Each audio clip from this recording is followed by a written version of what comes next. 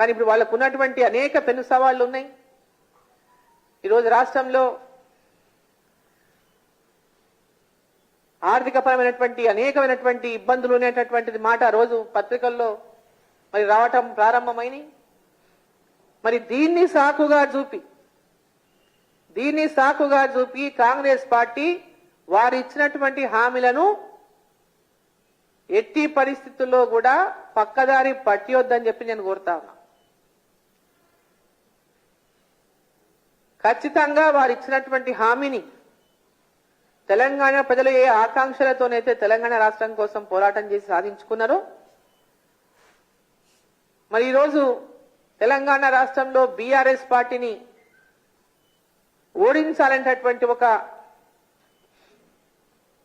Anti incumbency అయితే ప్రజల లోపల వచ్చిందో పెద్ద ఎత్తున ప్రభుత్వాన్ని మార్చాలనేటటువంటి ఒక మార్పులో భాగంగా ఈరోజు ఇక్కడ కాంగ్రెస్ పార్టీ అధికారంలోకి వచ్చింది బొటాబొటిగా.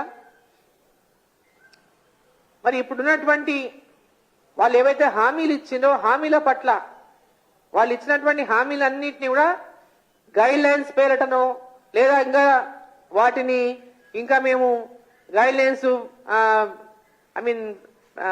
తయారు చేయలేదనో లేదా ఇంకో కారణం చేతనో వాటిని ఆలస్యం చేయకుండా వాళ్ళు అన్నారు 100 days లోపల అమలు చేస్తామని చెప్పేటటువంటి మాట చెప్పిండ్రు. 100 days లోపట కాదు, ఇంకొక 3 నెలలు కాకుంటే 4 నెలలు కానివ్వండి, కానీ వాటి అన్నింటినీ కూడా ప్రజలకు ఇచ్చినటువంటి హామీలన్నింటినీ కూడా ఇప్పుడు వచ్చినటువంటి కొత్త ప్రభుత్వం మరి నెరవేర్చాలని చెప్పి ఈ సందర్భాన్ని నేను తెలియజేస్తా ఉన్నా. ఎందుకంటే ఈరోజు పత్రికల్లో చూస్తున్నాం ఆ గ్యాస్ గురించి. మొత్తం గ్యాస్ ఏజెన్సీల ముందల వందలాది మంది క్యూలు కట్టుకొని ఉంటున్నారు. వందలాది మంది క్యూలు మరి గ్యాస్ ఏజెన్సీల ముందట 500కే సిలిండర్ అని చెప్పేసి మరి వందలాది మంది క్యూలు కట్టి మహిళలు నిల్చుంటున్నారు. మరి గైడ్ లైన్స్ ఏమైనా ఇమీడియట్ గా ఫ్రేమ్ చేయండి. వారికి ఇమీడియట్ గా మీరు ఇచ్చినటువంటి హామీ ఎప్పటి నుంచి నెరవేరుస్తారో తెలియజేయండి.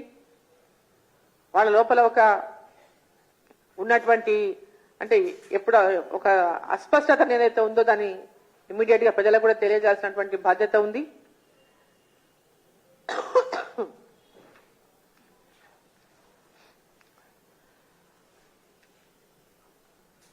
అదేవిధంగా ఇప్పుడు రైతు బంధు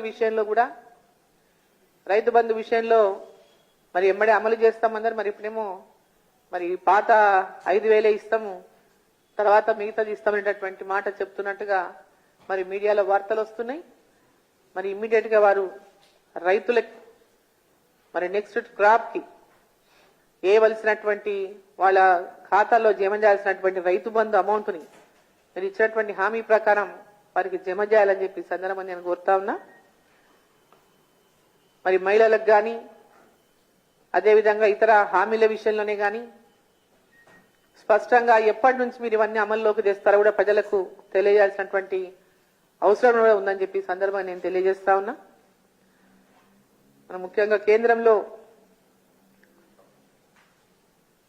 మరి నరేంద్ర మోదీ గారి ప్రభుత్వం, నరేంద్ర మోదీ గారు కూడా తెలంగాణ ప్రజల పట్ల చాలా అమితమైనటువంటి అభిమానంతో తెలంగాణ అభివృద్ధి పట్ల మరి వారు అనేక 2 టర్మ్లలో కూడా 9 లక్షల కోట్లకు పైగా నిధులు తెలంగాణ రాష్ట్రానికి ఇచ్చిండ్రు.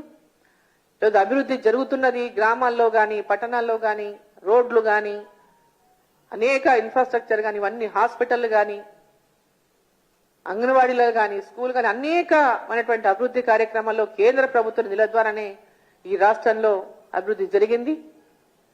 మరి కేంద్ర ప్రభుత్వం మరి రాష్ట్రం యొక్క అభివృద్ధి కోసం పూర్తిగా సహాయ సహకారాలు అందిస్తానని చెప్పి ప్రధానమంత్రి గారు చెప్పడం జరిగింది. సో వచ్చే మనం ఈరోజు రాష్ట్రంలో దేశంలో చూస్తుంటే మొన్ననే కాంగ్రెస్ పార్టీ యొక్క ఎంపీ రాజ్యసభ మెంబర్ ఇంట్లో 380 కోట్లకు 351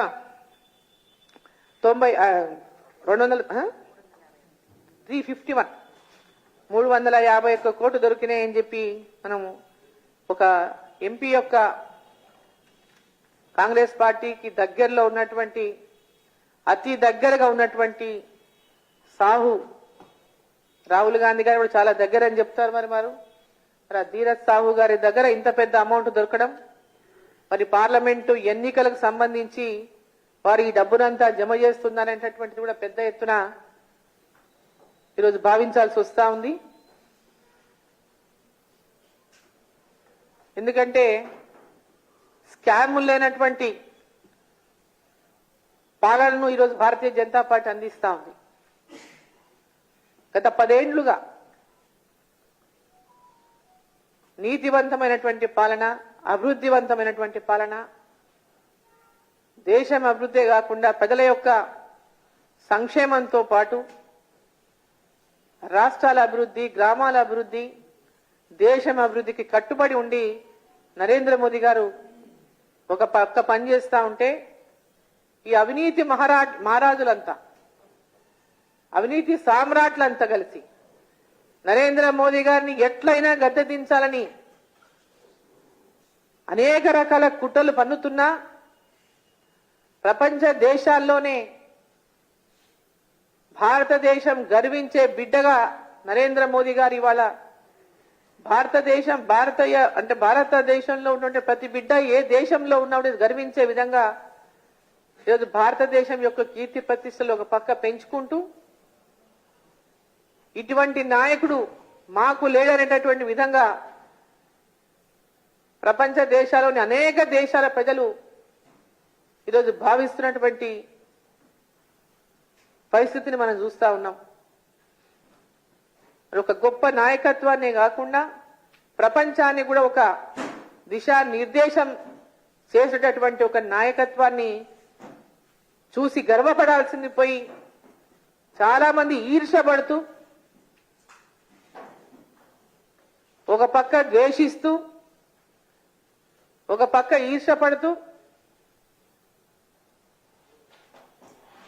నరేంద్ర మోదీ గారిని తిడితే వీళ్ళకేదో కీర్తి వస్తున్నటువంటి భావిస్తూ ఈ దేశ ప్రతిష్టను దిగజార్చే ప్రయత్నం చేసిన వీళ్ళందరికీ కూడా దేశ ప్రజలు గమనిస్తా ఉన్నారు.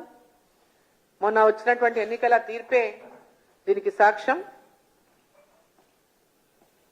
ఛత్తీస్గఢ్ లో మేమే అధికారంలోకి వస్తామని చెప్పింది కాంగ్రెస్ పార్టీ, మధ్యప్రదేశ్ లో వాళ్ళే అధికారంలోకి వస్తామని చెప్పింది కాంగ్రెస్ పార్టీ, రాజస్థాన్ లో మళ్ళీ మేమే అని చెప్పింది కాంగ్రెస్ పార్టీ.